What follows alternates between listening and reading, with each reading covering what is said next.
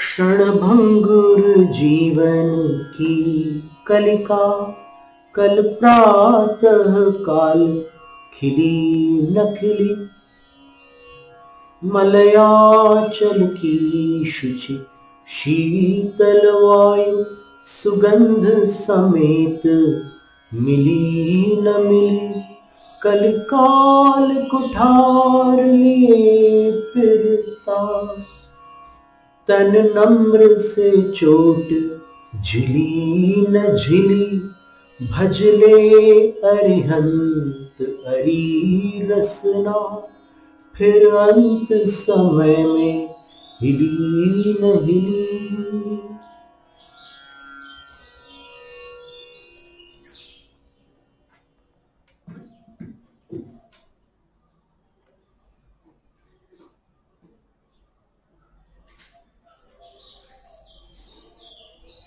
महामंत्र, अपराजित मंत्र, मूल मंत्र, अनादि मंत्र, परमेष्ठी मंत्र, नमोकार मंत्र, मंत्र राज, ऐसे 7 नामों वाले नमोकार मंत्र पर अब अपना स्वाध्याय चल रहा है, एक धारा चल रही है।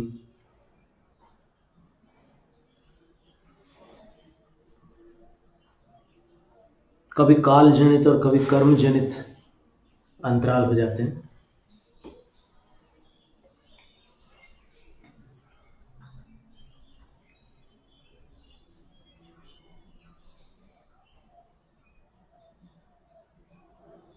धवल ग्रंथ से और मूलाचार ग्रंथ से अपन ने अरहंत शब्द को समझा था, और चारित्र पहाड़ की टीका से भी अपन ने अरहंत शब्द की व्युत्पत्ति देखी थी।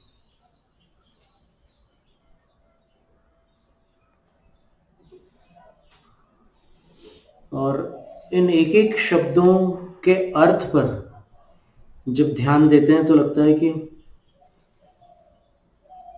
पूरा एक नमोकार मंत्र पर स्तोत्र बनाया जा सकता है। सार संक्षिप्त जानकारियों को लेकर के एक स्तोत्र रचना हो सकती है।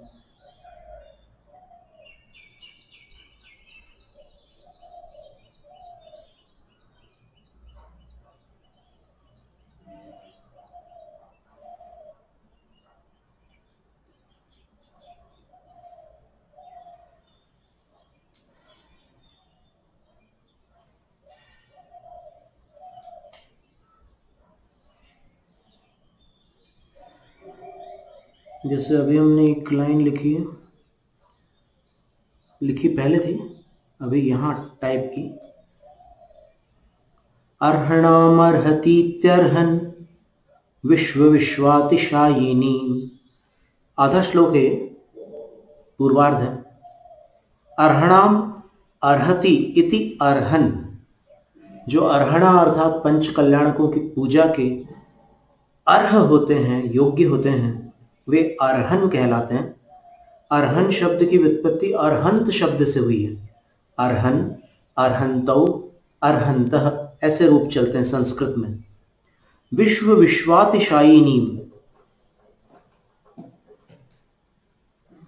विश्व विश्वातिशायिनी, यहां पर यमक अलंकार का हमने प्रयोग किया है।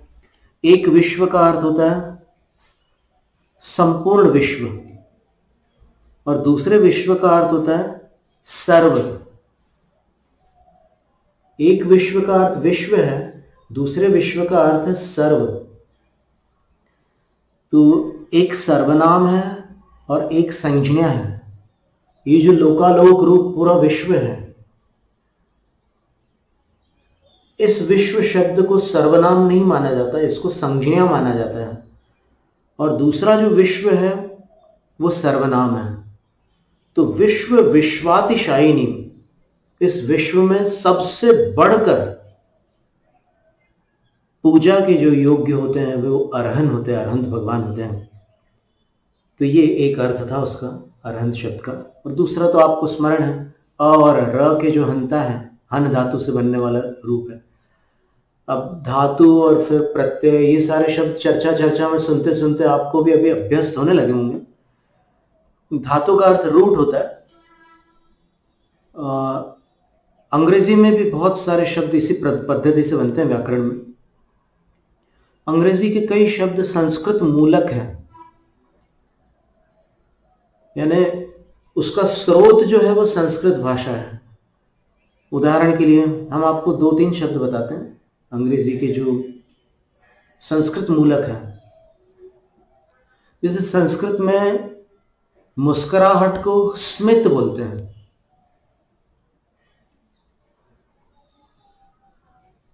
अंग्रेजी में मुस्कुराहट को क्या बोलते हैं? स्माइल। संस्कृत में दरवाजे को द्वार बोलते हैं, अंग्रेजी में क्या बोलते हैं? डोर। ऐसे अनेक शब्दों की सूची है जिसका स्रोत संस्कृत प्रमाणित होता है। प्राचीनता को अपन देखें तो संस्कृत भाषा अंग्रेजी भाषा से प्राचीन है, तो उसमें से ये सारे शब्द प्रस्फुटित होते हैं।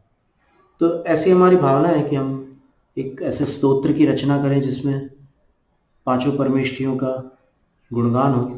हमने प्राकृत में रचना की हुई है पहले से, तो उसमें हम देखते हैं क्या लिखा हमने। पर अभी अपन क्या है कि केवल अरहंत परमेष्ठी की बात कर रहे हैं, फिर भी प्राकृत में भी हमने वैसे पद लिखे हुए हैं।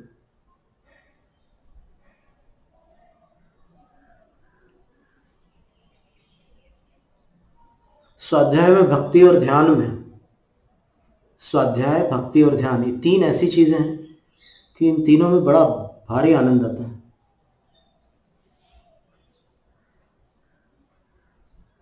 धर्म के जगत में स्वाध्याय, भक्ति और ध्यान ऐसा लगता है कि ये सबसे अधिक आनंदप्रद है। देखिए इसमें अरहंत देव की स्थिति करते हुए लिखा है, कल्याण समावर्ण नवखाय परम लब्धि संपन्नो शैल परम प्रसन्नो सवो देवो जिनो धन्नो। ओ का अनुप्रास रखा है। प्राकृत में ऋण की पुनरावृत्ति तो होती रहती है, ऋण शब्द अधिक आते हैं, ऋण अक्षर। कल्याण समावर्ण अर्थात पंच कल्याण को जो समापन्न है अर्थात प्राप्त है, और नवखाय परम लब्धि संपन्न, नव क्षायिक उत्कृष्ट उपलब्धियों से जो संपन्न है। क्षायिक ज्ञान, क्षायिक दर्शन, क्षायिक सम्यक्त्व, क्षायिक चारित्र, क्षायिक दान, क्षायिक लाभ, क्षायिक भोग, क्षायिक उपभोग और क्षायिक वीर्य। इन 9 क्षायिक लब्धियों से सभी अरिहंत या सभी अरहंत संपन्न होते हैं। और सयल परमप सन्नो, अब परमात्मा के 2 भेद बताए गए हैं। तो परमात्मा संज्ञा को तो प्राप्त हो चुके हैं अरहंत। जैसे ही कोई मुनिराज छद्मस्त अवस्था से सर्वज्ञ अवस्था में प्रविष्ट होते हैं, वो अंतरात्मा से परमात्मा हो जाते हैं। लेकिन परमात्मा 2 प्रकार के हैं। एक वे परमात्मा जो मनुष्य शरीर में है, शरीर यद्यपि केवल ज्ञान होने के उपरांत परिवर्तित हो जाता है।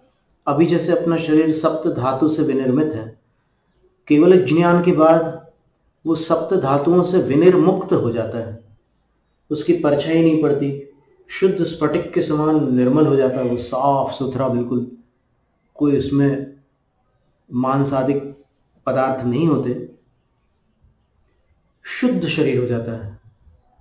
उसके विषय में भी प्रवचन सार ग्रंथ की टीका में एक श्लोक आता है, उद्धृत श्लोक है, शुद्ध स्फटिक संकाशम परम तेजोमयम वपुः जायते क्षीण दोषस्य सप्त धातु विवर्जितम।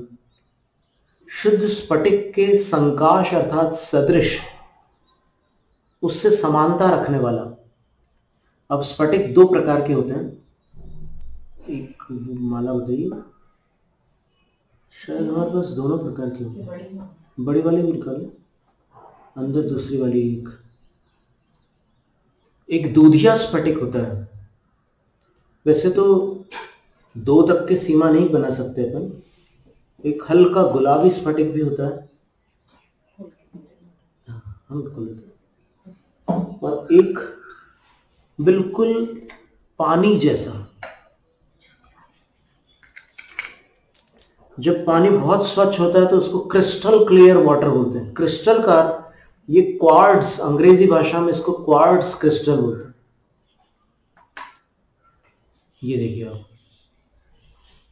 नमो अरहंताणम बोलते समय भगवान का इस रूप में स्मरण कर सकते हैं जैसा उनका वर्ण है, वर्ण को भूलना नहीं। जितने 16 तीर्थंकर जो है वो गोल्डन है, तो उनको गोल्डन स्फटिक के रूप में देखना। वो गोल्डन स्फटिक तो जो है पुखराज जैसा होता है, येलो सफायर टाइप का। फिर जो नील वर्ण वाले हैं उनको नीले स्फटिक जैसा समझना, और जो हरित वर्ण वाले हैं वो पन्ने जैसा वर्ण होगा लेकिन स्फटिक जैसी, उसके अंदर वो फायर बोलते हैं अंग्रेजी भाषा में। रत्नों में बहुत सारी बातें, शायद आप लोगों में से कोई श्रोता रत्नों से परिचित हो तो वो जानते होंगे। जैसे वो दीदी हैं अपनी जो भक्तामर वाली दीदी हैं, उनको इसकी जानकारी है रत्नों के बारे में। तो उसमें ये फायर बोलते हैं। फायर का मतलब कि इसमें जो सनलाइट है वो कितना पेनिट्रेट होती है, उसको फायर बोलते हैं। हाँ जी महाराज। ये स्फटिक है। स्फटिक की मूर्ति है मेरी दोनों, पुष्पदत्त बहुत सुंदर बात है। तीर्थंकर की और चंद्र प्रभु की, दोनों मेरे मंदिर में स्फटिक की मूर्तियां हैं। अब श्लोक का अर्थ करते करते ये सारे शब्द निकल आए। तो शुद्ध स्फटिक संकाशम। सरोज चाची जी आपको नमोस्तु कह रही हैं, आज इनका जन्मदिन है। ये हमारे अभी स्वाध्याय के बाद, ये विषय स्वाध्याय के बाद अपन देख लेंगे। अभी जो धारा चल रही है ना, उस स्वाध्याय में अपन इसको, धारा को अपन अखंडित रखते हुए इस चर्चा को अपन बाद में देख लेते हैं। तो शुद्ध स्फटिक संकाशम, शुद्ध स्फटिक के सदृश भगवान उस समय हो जाते जब उनका परम औदारिक शरीर होता है, तभी तो परछाई नहीं पड़ेगी। अगर ओपेक होंगे, अगर प्रकाश को आर पार नहीं जाने देंगे तो उनके अंदर से ही प्रकाश निकलता है भगवान के, तो फिर परछाई पड़ेगी। लेकिन नहीं, केवल ज्ञान होते ही साथ, चाहे तीर्थंकर हो, सातों प्रकार के केवली अच्छायत्वम, छाया रहित हो जाते हैं, परछाई नहीं पड़ती उनकी। परम तेजोमयम वपु, और उसके बाद बोल रहे हैं कि जितना तेज उनकी मुनि अवस्था में था, मुनि अवस्था में तीर्थंकर भगवान को कई रिद्धियां होती है। गणधर देवों के पास तो दीप्त तप नाम की एक रिद्धि होती है। दीप्त तप एक ऐसी रिद्धि है, नमोदित तवाणम, ऐसे नमस्कार किया गया है उसमें धवला में।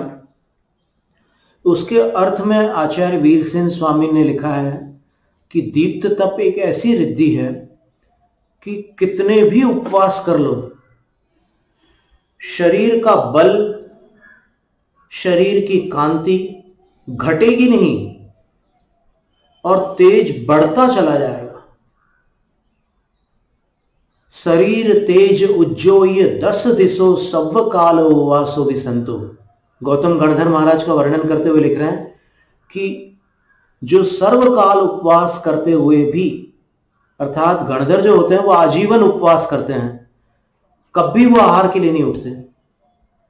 सर्वकाल उपवास करते हुए भी शरीर तेज उज्जोय 10 दिशो, अपने शरीर के तेज से 10 दिशाओं को प्रकाशमान कर डालते हैं। ऐसी रिद्धि के धारक जो दीप्त तप ऋषि हैं, गणधर देव हैं, उनसे भी परम तेजोमय वपु, उत्कृष्ट तेज से संपन्न शरीर वाले अरिहंत परमात्मा होते हैं। आप देखिए ऋषिमंडल स्तोत्र में एक श्लोक आता है,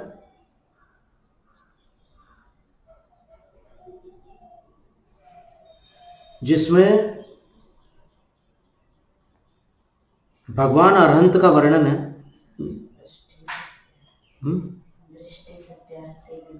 नहीं वो नहीं, जिसमें ये लिखा है ना, ताभिरभ्यधिक ज्योतिरर्हन् सर्वनिधीश्वर, वो गणधर का पहले उल्लेख किया है और उसके बाद उन्होंने जिनेंद्र का वर्णन किया है। देखिए हम पढ़ के सुना रहे। श्री गौतमस्य या मुद्रा तस्या या भुवि लब्धयः ताभिरभ्यधिक ज्योतिरर्हन् सर्वनिधीश्वरः। क्या सुंदर बात है। गौतम स्वामी की जो मुद्रा है और उस मुद्रा के पास जो रिद्धियां हैं, जो लब्धियां हैं, जो तेज है उनका, ताभी उन रिद्धियों से भी अधिक ज्योतिर्वंत सर्वनिधीश्वर अरहन्, सब निधियों के स्वामी अरहंत परमात्मा होते हैं, तीर्थंकर भगवान होते हैं। यानी ये गौतम गणधर का जो वर्णन था उसमें अपन ने धवला में देखा कि उनके तेज से 10 दिशाएं प्रकाशमान हो जाती है और उनकी सब रिद्धियों को मिलाकर के जो उनका तेज है उससे भी बढ़कर तेजस्वी अरहंत जिनेंद्र भगवान है। परम तेजोमयम वपु, उनका शरीर परम तेजस्वी होता है। और जायते क्षीण दोषस्य, घाती कर्म रूपी दोषों का क्षय करने वाले तीर्थंकर या जिनेंद्र भगवान के शरीर की स्थिति कैसी हो जाती है, तो बोलते हैं वपु सप्त धातु विवर्जितम, उनका वपु अर्थात शरीर सप्त धातुओं से रहित हो जाता है।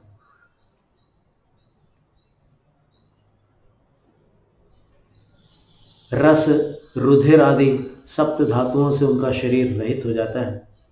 यद्यपि संघनन नाम कर्म का उदय रहता है उनमें, वज्र वृषभ नाराज संघनन नाम कर्म उनके उदय में रहता है, लेकिन अपने को विवक्षा ऐसी घटित करनी होगी कि जो पूर्व अवस्था थी इन सप्त धातुओं की वो सब समाप्त होगी। तो इस अपेक्षा से कह सकते हैं कि सप्त धातुओं से रहित। तो ऐसे जिनेंद्र देव होते हैं। उनके जन्म संबंधी 10 अतिशय तीर्थंकरों में होते हैं, सब में नहीं होते।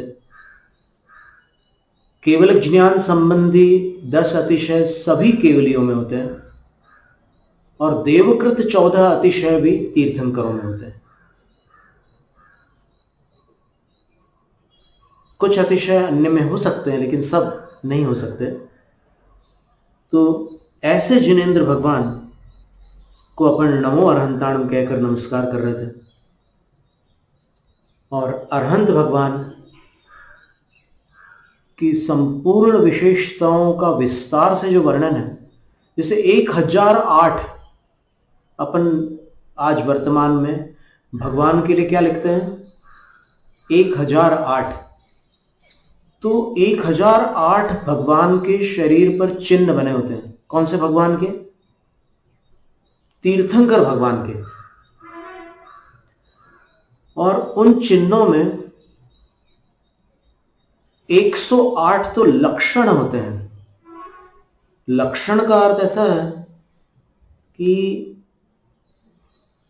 जैसे शांतिनाथ भगवान की नाभि का वर्णन करते हुए गुणभद्राचार्य महाराज ने लिखा है कि भगवान की नाभि गहरी थी, स्पष्ट थी और दक्षिणावर्त थी।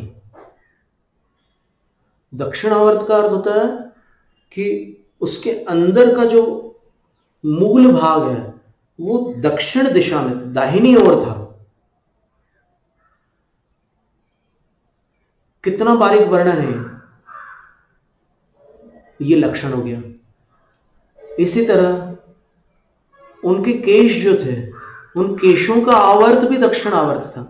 क्या है कि बाल ऐसे एंटी क्लॉकवाइज भी घूमे हुए होते हैं और क्लॉकवाइज भी घूमे होते हैं। वो जहां से उगते हैं वहां से देखना पड़ता है, नहीं तो आप ऐसे बाल को घुमा करके देखोगे तो एंटी क्लॉकवाइज दिखेगा और ऐसे घुमा करके देखोगे तो क्लॉकवाइज दिखेगा। वैसा नहीं है। घड़ी के कांटे के आकार का सहज उसकी जो रचना होती है वैसी होती है। और इसके अतिरिक्त नासिका, होठ, कर्ण, कर्ण जितने बड़े होते हैं वो इस बात के सूचक होते हैं कि जातक के पास जीवन के अनेक अनुभवों का संग्रह है।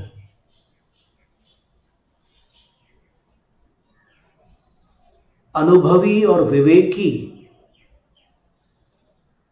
और नाना प्रकार की जानकारियों से जो संपन्न होते हैं उनके कर्ण बड़े होते हैं। तीर्थंकर के कान सबसे बड़े होते हैं, पर बड़े होते हुए भी उनका जो अनुपात है, ध्यान से सुनना, वो अनुपात इतना सुव्यवस्थित होता है कि उनके मुखड़े को देखोगे तो ऐसा नहीं लगेगा कि आप सबसे पहले कान को ही देखने लग जाओ, इतने बड़े कान हो, ऐसा नहीं है। वो प्रपोर्शनेट होते हैं, अंग्रेजी में ये कहेंगे कि इतने संतुलन में होते हैं कि सब कुछ व्यवस्थित होता है। उनकी भ्रुकुटियां पूरी, ये जो आंख के ऊपर की जो ये अस्थि होती है अपने स्कल में, ये फ्रंटल बोन कहलाता है, तो ये पूरी एक रिज होती है आंख के ऊपर, ये पूरी उनकी केशों से कवर्ड होती है। बहुत ही सुंदर लगती है उनकी भ्रुकुटियां। फिर उनकी आंखें भी, वो कमल की, ऐसे बंद कर लें आंखें तो आप ऊपर के पलक को देख करके यही कहोगे कि ये तो बिल्कुल एग्जैक्ट कमल की पंखड़ी जैसे है। और इस प्रकार अपन बारीकी से भगवान का पूरा वर्णन करेंगे। 108 तो उनके शरीर में लक्षण होते हैं। उनके हाथ में चक्र, ध्वजा, सूर्य, चंद्रमा, सरोवर, समुद्र, मत्स्य आदि अनेक प्रकार के चिन्ह होते हैं। उनके चरणों के तलवे में भी कमल का चिन्ह होता है। कमल का चिन्ह कुछ साधुओं में आपको मिल सकता है, बहुत दुर्लभ चिन्ह होता है वो कमल का चिन्ह, कमंडलों का चिन्ह, पिच्छिका का चिन्ह, नाना प्रकार के चिन्ह हो सकते हैं। तो तीर्थंकर के विशिष्ट 108 चिन्ह होते हैं। उनका भी संग्रह शास्त्रों में टीकाकारों ने किया है कि कौन से वो चिन्ह होते हैं। यदि आपकी रुचि हो तो फिर कभी हम आपको वो पढ़ के सुना देंगे वो प्रकरण, अगर आप चाहें तो। और फिर 900 व्यंजन होते हैं तीर्थंकर भगवान के। तो 108 लक्षण और 900 व्यंजन मिलाकर उनके शरीर पर 1008 चिन्ह होते हैं। हो सकता है लोग उनको 1008 इसीलिए कहते हो। शास्त्रों में तो इसका वर्णन ऐसे नहीं मिलता कि आप भगवान के सामने 1008 लिखो, ऐसा कहीं निर्देश नहीं मिलता, लेकिन वर्तमान में ऐसा चलता है। अब ये व्यंजन क्या होते हैं? तो व्यंजन के 4-5 भेद हैं अपने शरीर में। ये व्यंजन जैसे हम आपको बता रहे हैं, ये यहां पर आपको दिख रहा है कुछ काले रंग का निशान हमारे दक्षिण स्कंद पर, दाहिने कंधे पर, यहां पर ललाट पर भी है, ऊपर की ओर थोड़ा सा। अलग अलग राशि वाले जातकों के अलग अलग स्थानों पर ये तिल पाए जाते हैं। तो व्यंजनों में एक तो है तिल, दूसरा है मस्सा। मस्सा जो होता है थोड़ा उठा हुआ होता है, जन्मतः होता है। कभी कभी कालांतर में भी नवीन मस्सों का निर्माण होता है, और कुछ फैट के कारण जो बनते हैं वो एक अलग श्रेणी के होते हैं। लेकिन ये व्यंजनों के अंतर्गत तिल होते हैं, मस्सा होते हैं। फिर चिट्टे भी होते हैं। चिट्टे का अर्थ होता है आप ऐसे पेन कहीं पर किसी कागज पर रख दो और नीचे से कोई टेबल थोड़ा सा हिला दे, आगे पीछे कर दे, तो एक ऐसा निशान बनेगा। वो रेखा थोड़ी आगे पीछे होकर के न तो गोल निशान बनेगा न लंबा निशान बनेगा, लेकिन एक ही स्थान पर एक थोड़ा सा निशान बन जाएगा, चिट्टा कहलाता वो। और चौथा जो है वो लहसन होता है। लहसुन नहीं, लहसन। ये लहसन जो होता है वो कई लोगों के शरीर में पाया जाता है। कभी ये हृदय वक्षस्थल पर एक कमल जैसा आकार बना हो, वो कमल ऐसे सामने की ओर भी हो सकता है और ऐसे भी हो सकता है ऊपर की ओर, अथवा अपनी भुजाओं में या कहीं और स्थान पर, कई शरीर के अनेक स्थानों पर लहसन पाए जाते हैं। कभी छोटे होते हैं, कभी बड़े होते हैं। हमें जो अपने शरीर के याद है वो हम देख रहे थे। और तिल जो होते हैं वो लाल वर्ण के भी होते हैं, भूरे वर्ण के भी होते हैं, काले वर्ण के भी होते हैं और श्वेत वर्ण के भी तिल होते हैं। वो ल्यूकोडर्मा से अलग होते हैं, थोड़ी अलग प्रकार की उनकी पहचान होती है। तो ये विभिन्न प्रकार के चिन्ह तीर्थंकर के शरीर पर 900 होते हैं, 900। अब लोग अपने चेहरे पर अगर मस्सा होता है ना तो उसको हटाने के लिए जमाने के उपक्रम करते हैं कि भी एकदम साफ लगे चेहरा। जबकि कई बार यदि समुचित स्थान पर तिल होता है तो वह तिल सौंदर्य में वृद्धि करता है, सुंदरता को दूषित नहीं करता। तीर्थंकर के सारे व्यंजन उनके सौंदर्य की वृद्धि करने वाले होते हैं। इतना अद्भुत पुण्य उनका संचित हुआ है, उन्होंने किया नहीं है। वो तो 16 कारण भावनाओं में मग्न थे और पुण्य का इतना भारी संचय अपने आप हो गया। वो तो अपनी विशुद्धि में थे। विसो ही मूलानि पुण्यानि, कार्तिकेय अनुप्रेक्षा में लिखा है कि पुण्य जो होते हैं विशुद्धि मूलक होते हैं। अर्थात अगर आपके अंदर विशुद्धि है तो विशुद्धि रूपी मूल से वो पुण्य का वृक्ष विकसित होगा, अंकुरित होगा। विशुद्धि का अर्थ क्या होता है? अपने ऐसे भाव जो पाप का आश्रव न कराते हो,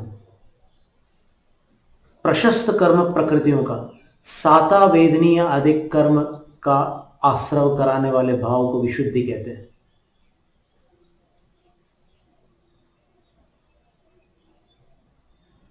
तो तीर्थंकर की ऐसी अनेक विशेषताएं हैं। तो 108 चिन्ह संभवतः आप शायद कुछ लोग आप में से जानना चाहेंगे, तो हम कभी आपको पढ़ के सुना देंगे। अपन नमो अरहंताणम जब समझ रहे हैं तो फिर क्यों ना अच्छी तरह समझ लें, कुछ कमी क्यों छोड़े। यद्यपि कमी तो रहेगी, काल का ऐसा प्रभाव है कि अपने को उस काल में जितनी जानकारियां थी उतनी जानकारियां आज उपलब्ध नहीं है।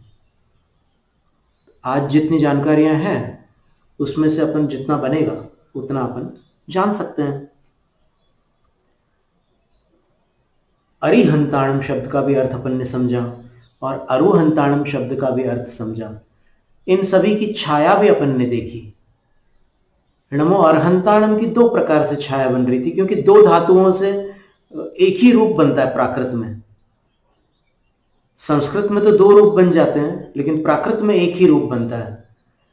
नमः अर्हद्भ्यः को भी प्राकृत में नमो अरहंताणम कहेंगे और नमः अरहंतृभ्यः को भी प्राकृत में नमो अरहंताणम कहते हैं। तो प्राकृत में एक ही रूप रहता है, लेकिन संस्कृत में 2 रूप बन जाता है। अब नमो अरिहंताणम जो शब्द है उसकी छाया संस्कृत भाषा में नमो नमः अरिहंतृभ्यः ऐसी छाया बनती है। अरिहंतृभ्यः, वो भी हन धातु से ही बना हुआ शब्द। और अंतिम जो है नमो अरुहंताणम, नमो अरुहंताणम, इसकी छाया बनती है नमः आरोहद्भ्यः। रोपण शब्द जिस धातु से बनती है, वृक्षारोपण आदि, उसी धातु से ये आरोहद्भ्यः शब्द बनता है। इसका अर्थ होता है उगना। अरोहद्भ्यः, न उगने वाले। न उगने वाले का अर्थ क्या लेंगे अपन? अभिप्राय लेना, शब्द में नहीं लेना। अभिप्राय ये लेंगे कि जो पुनर्जन्म को प्राप्त नहीं होंगे उनको अरुहंत कहते हैं। आरोहद्भ्यः। तो वहां पर हन धातु नहीं है। इस तरह 3 अर्थ अपन ने देखे। और फिर आराधना में भी अपन जो जाप्य मालिका के द्वारा अपन आराधना करते हैं, तो अपन 7 अरहंतों के लिए एक एक माला कर सकते हैं। और तीन जो पाठ भेद हैं, तो 7 माला पाठ भेद के साथ 3 बार कर सकते हैं, तो 21 माला हो जाएगी। ऐसा क्यों? क्योंकि 7 प्रकार के केवली होते हैं। उन 7 केवलियों में से 6 केवलियों का वर्णन अपन ने यहाँ पर स्वाध्याय में संपन्न किया था। उनमें प्रथम तीर्थंकर केवली थे, द्वितीय सामान्य केवली थे, तृतीय मूक केवली थे, चतुर्थ उपसर्ग केवली थे, पंचम अंतकृत केवली। कई बार क्या होता है कि जब शिक्षक कुछ बोलते हैं तो फिर विद्यार्थियों को कुछ याद रहता है, कुछ भूल भी जाते हैं, तो वो साथ साथ में अपना मुंह हिलाते हैं, तो शिक्षक को लगता है कि बहुत अच्छे पठनशील विद्यार्थी हैं। अब कई बार ऐसा भी होता है कि वो मुंह इसलिए हिला रहे हैं कि शिक्षक ऐसा समझे कि पठनशील है। लेकिन आपको ये बात अच्छी तरह से स्मरण में रखते हुए आप रोज माला करेंगे ना, तो 7 केवली तो आपको अनायास कंठस्थ हो जाएंगे। आपको आज की तारीख में कम से कम 70 लोगों के नाम तो याद होंगे ही ना, नहीं होंगे क्या? अपने जीवन में आपसे मिलने वाले 70 लोगों के नाम याद नहीं होंगे क्या आपको? तो फिर 7 केवलियों के नाम याद रखने में क्या हानि है? अवश्य कर सकते हैं आप। तो पंचम कौन सा है? अंतकृत केवली, ठीक है। और फिर षष्ठ कौन से हैं? छठे। छठवे नहीं बोलना कभी, छठवा शब्द अशुद्ध भाषा है, छठा शब्द बनता है। तो छठे कौन से हैं? अपन पढ़ चुके हैं, स्मरण कीजिए। हम उदाहरण देते हैं आपको। कपड़ा निचोड़ा, फटकारा और फिर फैलाकर आपने सुखाया ना, कौन सी केवली हो? समुद्घात केवली। स म में छोटी ऊ की मात्रा, फिर द हलंत वाला व्यंजन द, फिर घात, समुद्घात। फैला लेते हैं अपने आत्म प्रदेशों को, फिर सिकुड़ जाते हैं। कई बार जब जब समुद्घात होता है, देखो एक बात ध्यान में रखना कि समुद्घात अधिकांश केवली करते हैं। बहुत कम ऐसे होते हैं केवली कि जिनकी आयु जितनी बची है उतनी ही स्थिति बाकी आघाती कर्मों की रह गई हो। बहुत दुर्लभ है, बहुत ज्यादा। आयु बची है अंतर मुहूर्त की, वेदनीय और नाम और गोत्र कर्म की स्थितियां भी उतनी ही शेष रह गई हो, अति दुर्लभ है। बाकी सब समुद्घात करते हैं। अंतकृत केवली भी समुद्घात करते हैं। अंतर मुहूर्त में वो केवल ज्ञान और मोक्ष को प्राप्त कर रहे हैं, लेकिन चूंकि कर्मों की स्थितियां विषम हैं, तो उन विषम स्थिति वाले कर्मों को सम बनाने के लिए समुद्घात अनिवार्य प्रक्रिया है। फैलाना ही पड़ेगा, कपड़े को सुखाने के लिए फैलाना ही पड़ेगा। नहीं, ऐसा उस समय बुद्धिपूर्वक तो होता ही नहीं, क्योंकि बुद्धि नहीं होती उस समय, तो केवल ज्ञान है उनका। तो तेसिम क्रिया पुनः ही ओदय्य, प्रवचन सार की 45वीं गाथा में लिखा है, पुण्य फलारहंता तेसिम क्रिया पुनः ही ओदय्य, मोहा दीहि विरहिया तम्मा सा खाए गति मदा। पुण्य के फल स्वरूप तीर्थंकर का वैभव प्रकट होता है। उनकी 9 क्षायिक लब्धियां तो उनके पुरुषार्थ से होती है, पुण्य से नहीं होती। क्षायिक लब्धियां तो कर्मों के क्षय से होती है ना, और पुण्य तो ऐसी वस्तु है जो उदय में आएगा तब फल देगा। तो उदय में आकर फल देने वाली चीज नहीं है केवल ज्ञान आदि। केवल ज्ञान आदि जो लब्धियां हैं वो औदैहिक नहीं है, इसलिए उनको पुण्य का फल नहीं कह सकते, लेकिन उनका जो अपार वैभव है, जिस वैभव को देखकर इंद्र के वैभव को देखने वाले देव भी आश्चर्यचकित हो जाते हैं, वो वैभव है तीर्थंकर का। चक्रवर्ती भी अचंभित हो जाता है, जबकि उसके पास स्वयं 9 निधि 14 रत्न है, लेकिन तीर्थंकर के वैभव के सामने सब अचंभित हो जाते हैं, विस्मित हो जाते हैं। वो वैभव है, वो पुण्य का फल है। तेसिम क्रिया पुणो ही उदय्या, उनकी जो प्रवृत्तियां हो रही है वो औदयिक है। मोह आदि ही विरहिया, लेकिन मोह आदि घाती कर्मों से विरहित है, और उनकी प्रवृत्तियों से अंततः उनको मोक्ष ही प्राप्त होने वाला है, और उनकी दिव्य ध्वनि रूप जो परिणति है उससे दूसरों को मोक्ष मिलने वाला है। तम्मासा खाई गत्ति मदा, इसलिए ऐसे ऐसा माना जाता है कि उनकी प्रवृत्तियां क्षयिक है, क्योंकि उनके भी कर्मों का क्षय होने वाला है, और उनको मानने वालों का नहीं, उनकी मानने वालों के कर्मों का भी क्षय होने वाला है। भिलाई मेन हॉस्पिटल में एक बोर्ड लगा हुआ है जिसमें एक वाक्य है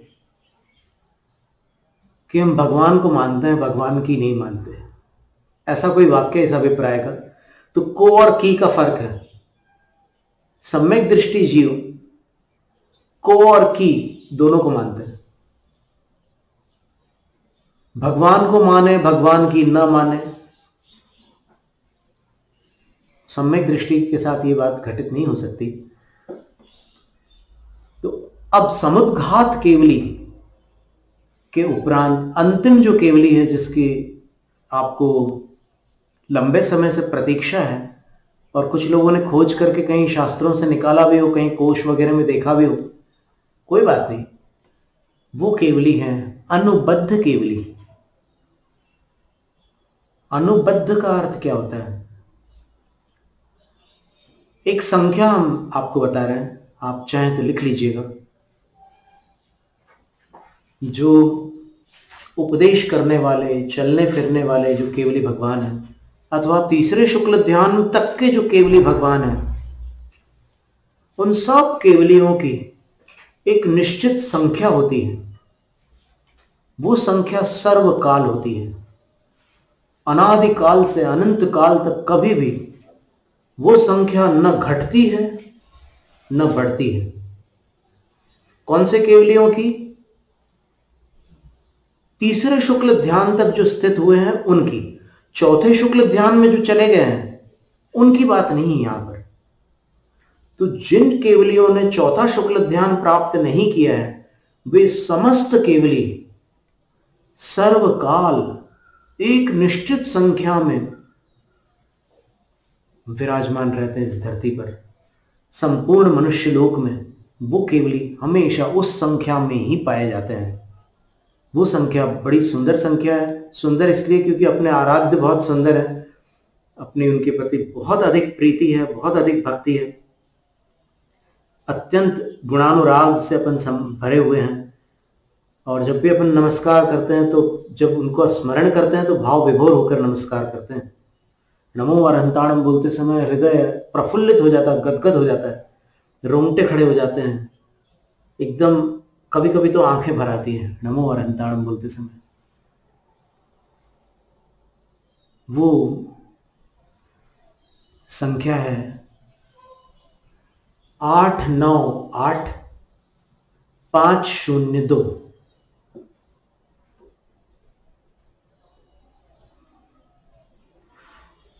कितनी हुई संख्या? ये तो अब इसको अपन ऐसे बोलें,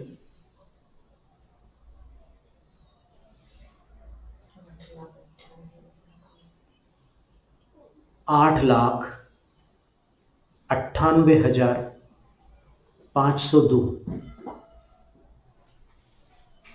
ये संख्या याद रख सकते हैं ना? केवल 6 अंक है, 6 अंक प्रमाण संख्या है। आप लोग 10-10 अंक प्रमाण संख्या तो याद रखते हो? नहीं रखते? कितने मोबाइल नंबर्स आपको याद है?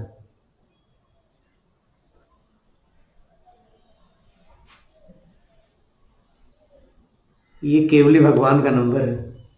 7 प्रकार के जो अरिहंत हैं जिन्होंने चौथे शुक्ल ध्यान को प्रारंभ नहीं किया है, वो वाले, इनको सिद्धांत की भाषा में सयोग केवली कहते हैं। ये भी आप चाहें तो लिख लीजिए, बड़ी सुंदर बात है। सयोग केवली, गुणस्थान का नाम है सयोग केवली। योग का अर्थ मन वचन काया की प्रवृत्ति, तो ये प्रवृत्ति इनमें होती है। और वो जो चौथे शुक्ल ध्यान वाले हैं वो अयोग केवली हैं, उनमें मन वचन काया की प्रवृत्ति नहीं होती है, सब समाप्त हो जाता है मन वचन काया की प्रवृत्ति में। तो सयोग केवली जिनों की संख्या 8,98,502 होती है। और स्मरण रह सकता है 2 8 के बीच एक 9 है, और 5 और 2 के बीच एक 0 है। अब कोई कहेगा कि भाई ये तो और जटिल हो गया, इसको भी याद रखना। नहीं, जटिल नहीं हुआ। देखो 6 अंक प्रमाण संख्या है, तो 6 अंक प्रमाण संख्या में आपको पहले 3 अंकों को याद रखने के लिए क्या करना है? 2 8 के बीच एक 9 को याद कर लेना, हो गया। अब बाकी 3 अंकों को याद करने के लिए क्या करना है? 5 और 2 के बीच में एक 0 को याद कर लेना। तो क्या हुआ? 8 9 8 5 0 2 हमेशा रहता है। अब इसमें, इस संख्या में एक और नियम है। क्या नियम है? कि इसमें कम से कम 20 तीर्थंकर होते हैं। कितने? 20, कम से कम 20 तीर्थंकर होते हैं। तो इस तरह नमो अरहंताणम कहते समय अपन ये सारी बातों का स्मरण करके अगर नमस्कार करें तो कौन जानता है किसके हृदय में सम्यक्त है, किसके में नहीं है। सम्यक दृष्टि जीव अगर उस भावना के साथ, उस श्रद्धा के साथ नमस्कार करता है तो सातिशय पुण्य के साथ संवर और निर्जरा की भी प्राप्ति होती है। क्योंकि आपको स्मरण होगा कि जय धवला में लिखा है कि जब साधु नमो अरहंताणम बोलते हैं तो उनकी निर्जरा असंख्यात गुण श्रेणी होती है। और सिद्धांत में अपन देखें तो दीक्षा से लेकर संलेखना तक जो मुनिराज हैं, भावलिंगी मुनिराज जिनको कहा गया है, गुणस्थान की दृष्टि से भावलिंग और द्रव्यलिंग के भेद होते हैं। जो 5वें गुणस्थान से ऊपर वाले मुनि हैं वो भावलिंगी कहलाते हैं। तो भावलिंगी मुनिराज की जो कर्म निर्जरा है वो दीक्षा के तत्काल बाद जैसे उनको गुणस्थान प्राप्त हो गया, वो अंत तक असंख्यात गुण श्रेणी निर्जरा होती ही रहती है मुनियों को। 10 जो गुण श्रेणी निर्जरा के स्थान बताए हैं उसमें विरत नाम का एक स्थान है। विरत का अर्थ यहां पर पंचम गुण स्थान से ऊपर का स्थान है। मुनि महाराज 6ठे 7वें गुण स्थान वाले जो मुनिराज है उनको विरत कहा वहां पर। अब अलग से कह रहे हैं कि नमो अरहंताणम बोलने वाले मुनि को असंख्यात गुण श्रेणी निर्जरा हो रही है, अलग से। ध्यान रखना इस बात पर, ध्यान देना कि एक असंख्यात गुण श्रेणी निर्जरा लाइफ टाइम के लिए चालू है उनकी। उससे हट करके ये असंख्यात गुण श्रेणी निर्जरा नमोकार, अरहंत नमोकार से हो रही है, ये उससे भिन्न है। और इस कारण आचार्य महाराज कह रहे हैं कि अरहंत नमस्कार निर्जरा का कारण है, असंख्यात गुण श्रेणी निर्जरा का कारण है। और एक बड़ा सुंदर श्लोक हम आपको सुना रहे हैं कि अगर कोई मुनिराज नमोकार मंत्र की एक माला कर ले तो उसका क्या परिणाम होता है। भले ही हम पहले बतला चुके हैं, लेकिन फिर भी कुछ चीज़ें 2 बार सुनना अच्छी लगती। कई गाने ऐसे होते हैं ना जो बार बार सुनो तो अच्छे लगते हैं, तो वैसे ही ये कुछ जिन वचन ऐसे हैं, आगम के वचन, जिनको बार बार सुनने में बहुत अच्छा लगता है। ये देखिए,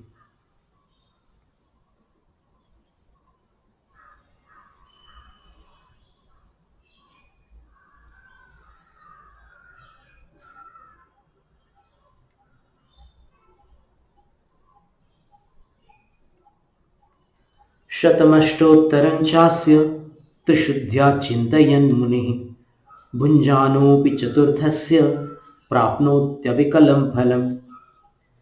108 बार मन वचन काय की शुद्धि पूर्वक नमोकार का चिंतन करने वाले मुनि आहार लेते हुए भी उपवास के पूर्ण फल को प्राप्त होते हैं। एक उपवास के चतुर्थस्य, और वो भी एक उपवास ऐसा है कि चतुर्थस्य माने चौथी बेला में आहार ले रहे हैं।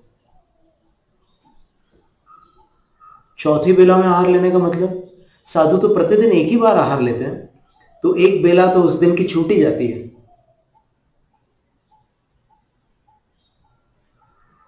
फिर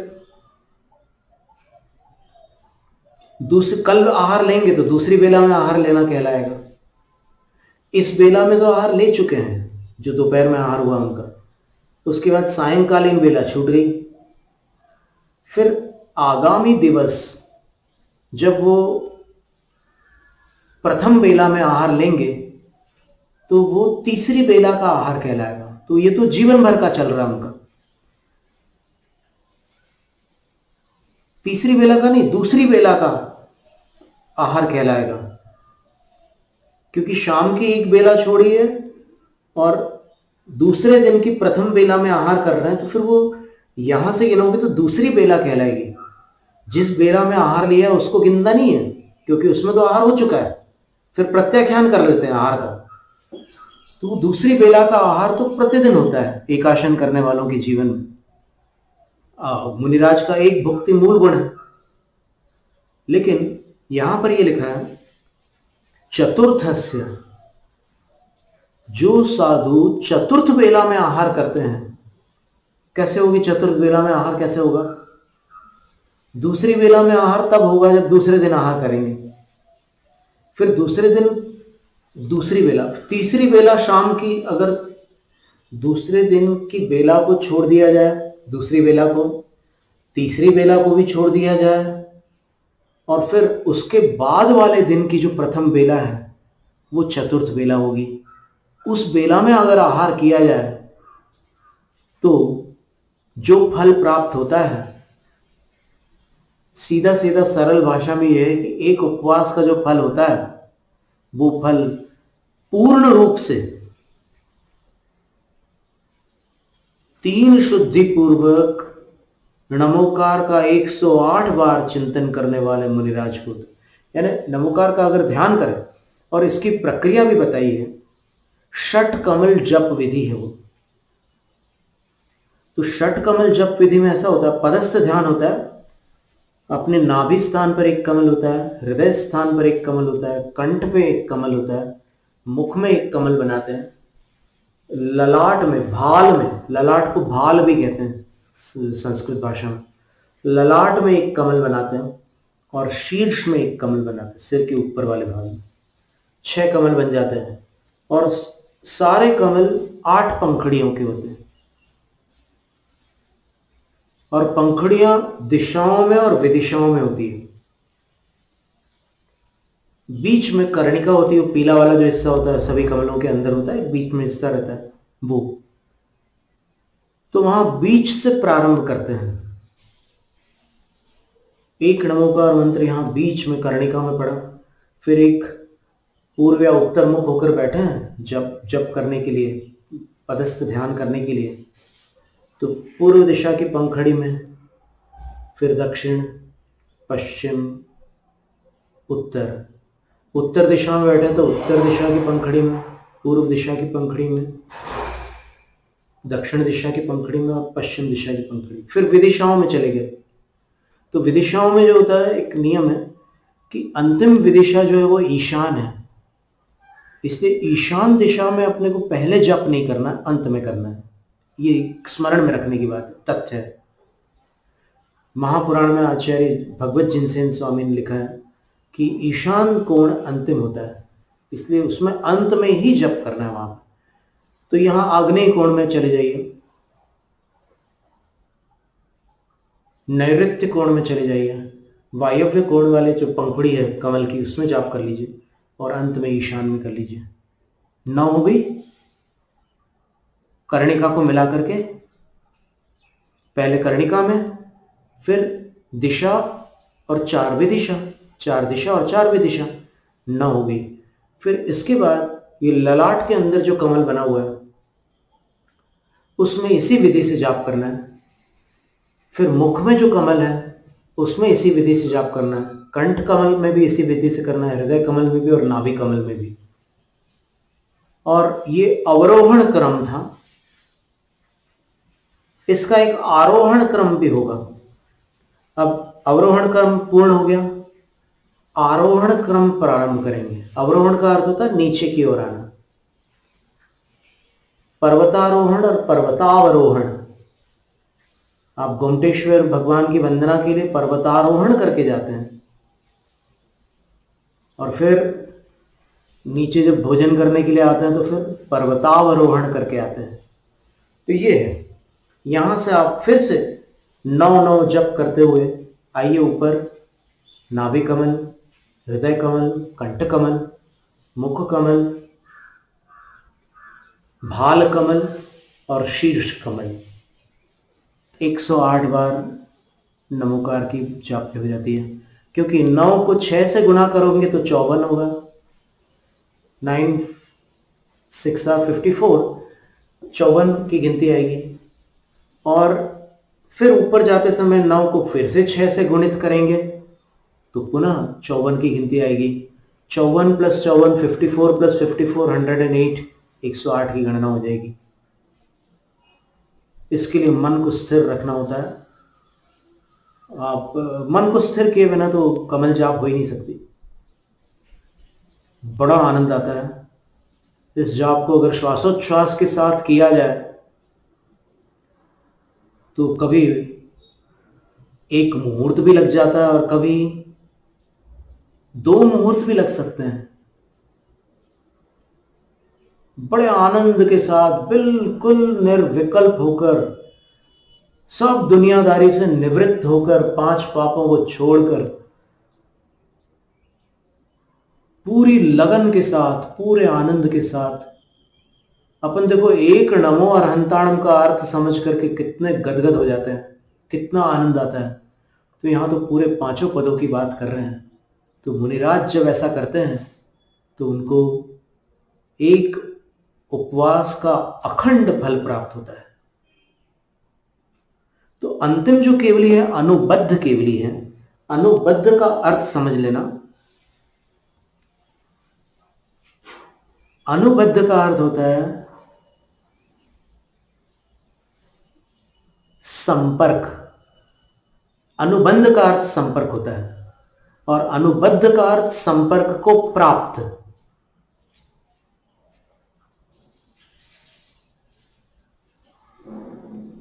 निश्चित रूप से आप अर्थ के लिए उत्कंठित होंगे कि इसका क्या अर्थ हुआ। तो अनुबद्ध का अर्थ होता है कि जैसे ये जो केवलियों की संख्या थी उसमें सयोग केवलियों की संख्या निश्चित हो गई। अब वो अयोग केवली जो है उनके विषय में सिद्धांत की भाषा में कहा जाता है कि वो सांतर मार्गणा के गुणस्थानों में आता है उनका स्थान। सांतर का अर्थ होता है कि जैसे सयोग केवली हमेशा पाए जाते हैं, अयोग केवली हमेशा नहीं होती, अंतराल पड़ सकता है उनमें। अधिकतम अंतराल 6 माह का होता है। आपको अगर रुचि हो तो इसको भी आप याद रख सकते हैं, स्मरण में इसको भी स्थापित कर सकते हैं कि ज्यादा से ज्यादा चौथे शुक्ल ध्यान में स्थित केवली भगवान अपने को 6 महीने तक न मिलेंगे, उसके बाद कोई ना कोई वहां चले जाएंगे चौथे शुक्ल ध्यान में। और 6 महीने 8 समय में 608 जीव मोक्ष को प्राप्त करते हैं। अनादि से ये क्रम चला आ रहा है।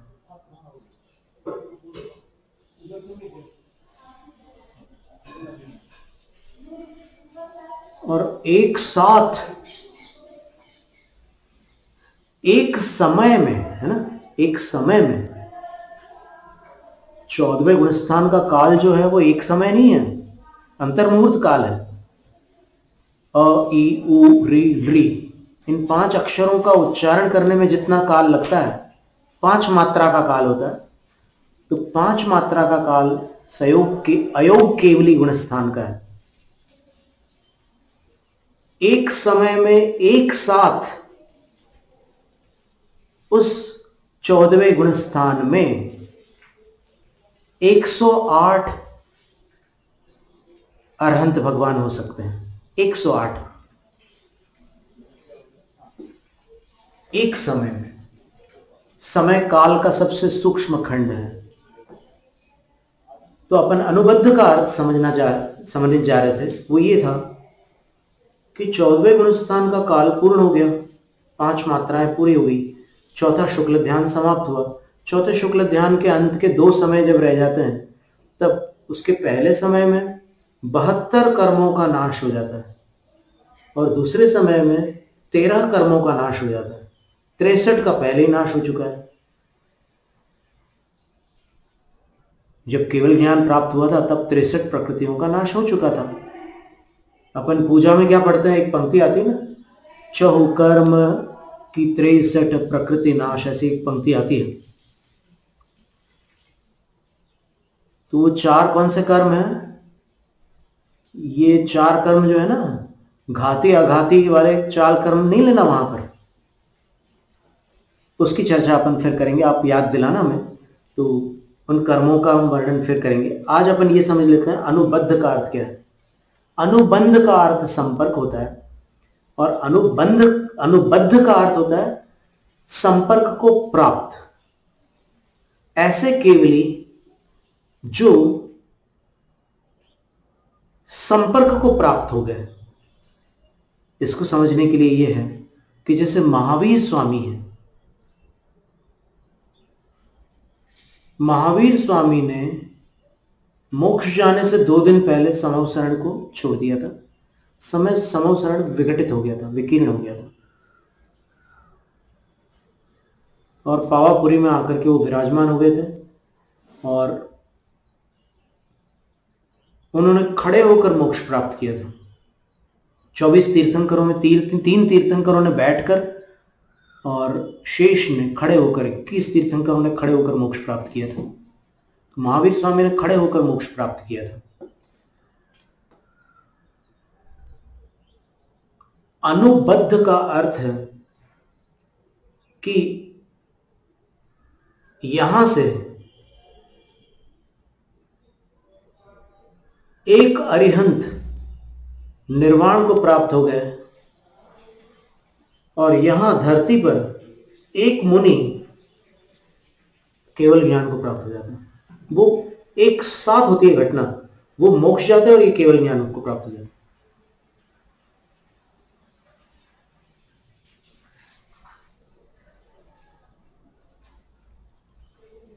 898502 संख्या यथावत रहती है।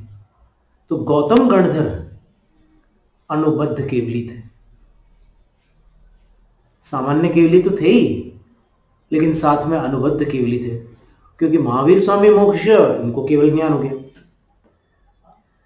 फिर गौतम स्वामी मोक्ष गए, सुधर्म स्वामी को केवल ज्ञान हो गया। सुधर्म स्वामी मोक्ष गए, जंबू स्वामी को केवल ज्ञान हो गया। इस तरह 3 अनुबद्ध केवली हो गए।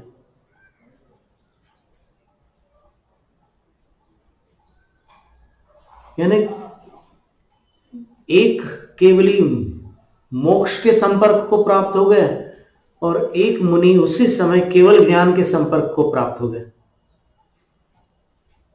अनुबद्ध। लेकिन जम्बू स्वामी जब मोक्ष गए उत्तर मथुरा से, तब केवल ज्ञान को कोई मुनिराज प्राप्त नहीं हुए। कहीं विदेह आदि क्षेत्रों में कोई हुए हों वो बात अलग है, लेकिन यहां से कोई नहीं हुए। तो फिर अनुबद्ध केवलियों में अंतिम केवली जम्बू स्वामी हुए, पंचम काल में यहां की अपेक्षा। जन्म तो चौथे काल में हुआ था, मोक्ष की बात कर रहे हैं।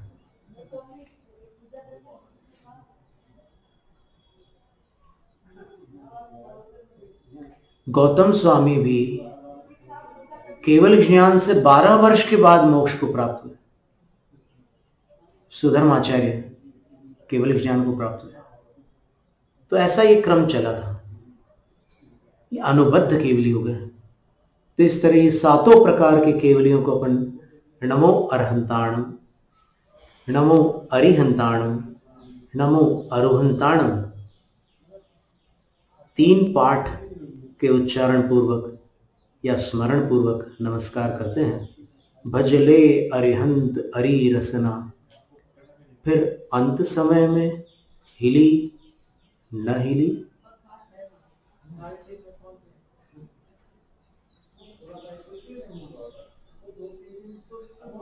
अंत समय में न हिलने के कुछ कारण होते हैं, उसकी चर्चा अपन करेंगे।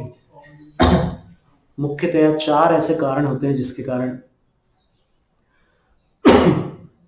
अंत में भगवान का नाम मुख से नहीं निकल पाता। नमो अरहंत।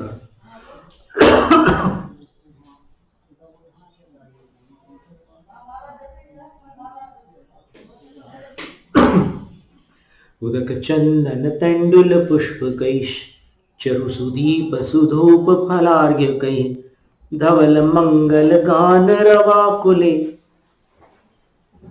जिन गृहे जिन राजमहं यजे जिन गृहे जिन सूत्रमहं यजे जिन गृहे मुनिराजमहं यजे। ओम ह्रां ह्रीं ह्रूं ह्रौं ह्रः असि औसा देव शास्त्र गुरुभ्यो अनर्घ्य पद प्राप्तये अर्घ्यं निर्वपामीति स्वाहा। जैनं जयतु शासनम्।